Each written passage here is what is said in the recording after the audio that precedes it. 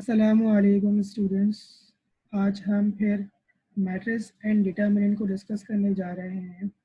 जो हमने last class में मैट्रिक्स के हवाले से कुछ सीखा था, वो क्या सीखा था, मैट्रिक्स क्या होता है, मैट्रिक्स के कितने टाइप्स होते हैं और मैट्रिक्स के अंदर एडिशन या सब्ट्रैक्शन किस तरह की जाती है। आज के लेक्चर में हम दो मैट्रिक्स को मल्टीप्लाई किस तरह कर सकते हैं, दो या दो से ज़्यादा मैट्रिक्स को। ठीक है। मल्टीप्लिकेशन ऑफ अ मैट्रिक्स के अंदर जो सबसे बेसिक रूल क्या होता है, फर्स्ट मैट्रिक्स के कॉलम्स बराबर होने चाहिए सेकंड मैट्रिक्स के रोज से। उसका मतलब क्या है, जैसे आपके पास एग्जांपल मौजूद है, ए मैट्रिक्स बी मैट्रिक्स।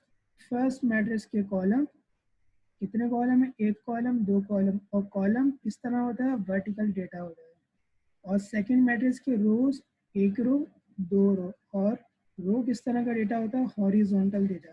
तो इसके अंदर दो कॉलम, इसके अंदर दो रो, तो ये मल्टीप्लिकेशन इस सवाल के अंदर पॉसिबल, सोल्यूशन इज पॉसिबल। ठीक है। सबसे बेसिक रूल यही है मल्टीप्लिकेशन के अंदर, ये दोनों चीज़ें बराबर होना चाहिए।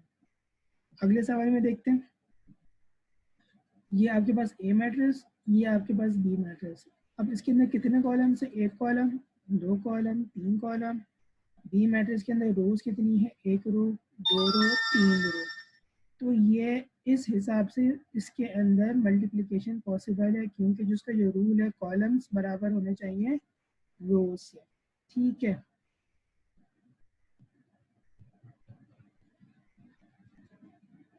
अब ये देखते हैं थोड़ा सा, अब एक और एग्जांपल है, B matrix A matrix.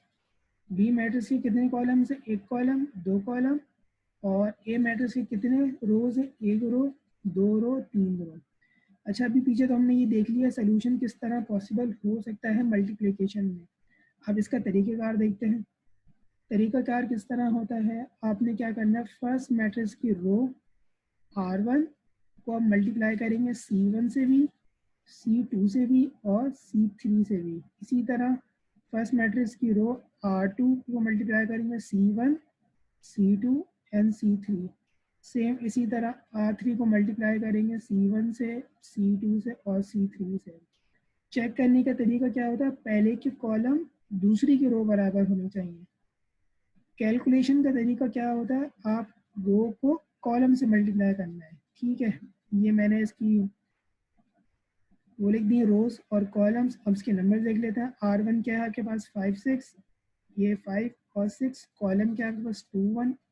Multiplication के अंदर हमेशा बीच में पॉजिटिव साइन आता है, प्लस का। यह आपके पास R2 और C2 प्लस R2 और C2। ये देखें 5 3 प्लस 6 और 2। अब बात करते हैं R1 और C3 की। R1 5, ये रहा C3 4 प्लस, फिर आपके पास R1 और ये आपके पास C3। सेम प्रोसीजर करना है। फिर आपने मल्टीप्लाई किया तो ये आंसर आ गया 5 2 10 6 1 6 7 2 14 8 1 8 2 2 4 और 3 1 3। ये तीनों आपके पास कॉलम्स बन गए। सिंपल एडिशन की, ये आपके पास मल्टीप्लिकेशन हो गया, मल्टीप्लिकेशन इन मैट्रिसेस के अंदर। एक और एग्जांपल देखते हैं।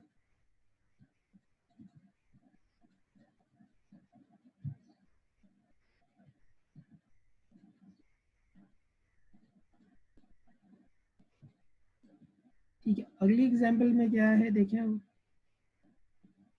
फिर मल्टीप्लिकेशन करनी है, दो मैट्रिक्स है ए एंड बी। फर्स्ट की कॉलम, एक कॉलम दो कॉलम, सेकंड की रो। ठीक है। मल्टीप्लिकेशन आपने वही इस तरह के R1 इंटू C1, R1 और इंटू C2 दोनों को मल्टीप्लाई किया, बीच में प्लस का साइन, और देन आपने एडिशन करा दी। ठीक है। ये एग्जांपल और थी आपके पास मल्टीप्लिकेशन के अंदर, जिसके अंदर सोल्यूशन पॉसिबल है। ठीक है।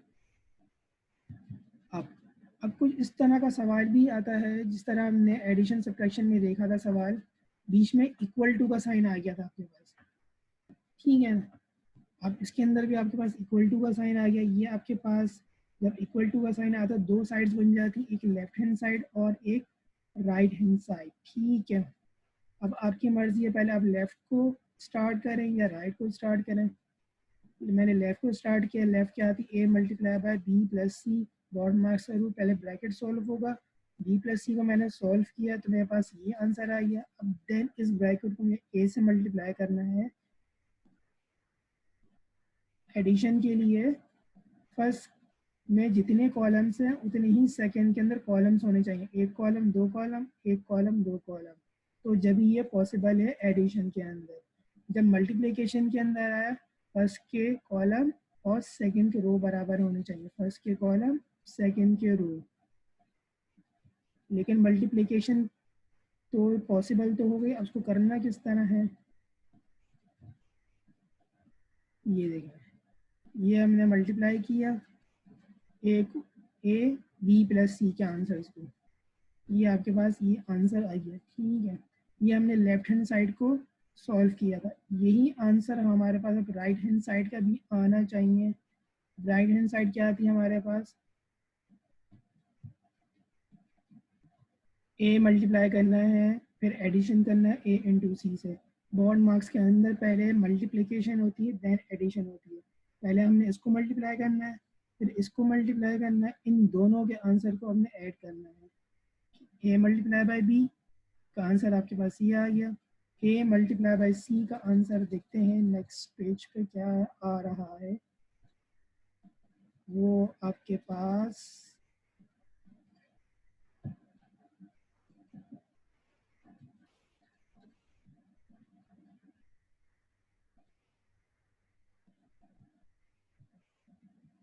ये आपके पास आ गया ए मल्टीप्लाई बाई सी का आंसर।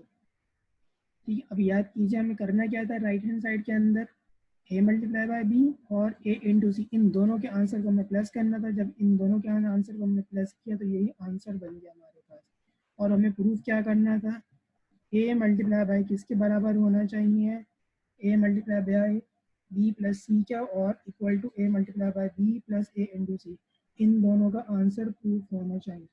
तो आज के लेक्चर के अंदर हमने मल्टीप्लिकेशन को देखा, दो या दो से ज़्यादा मैट्रिक्स को किस तरह मल्टीप्लाई कर सकते हैं। ठीक है, अगली क्लास में इसी चैप्टर के हवाले से कुछ और चीज़ें देखेंगे।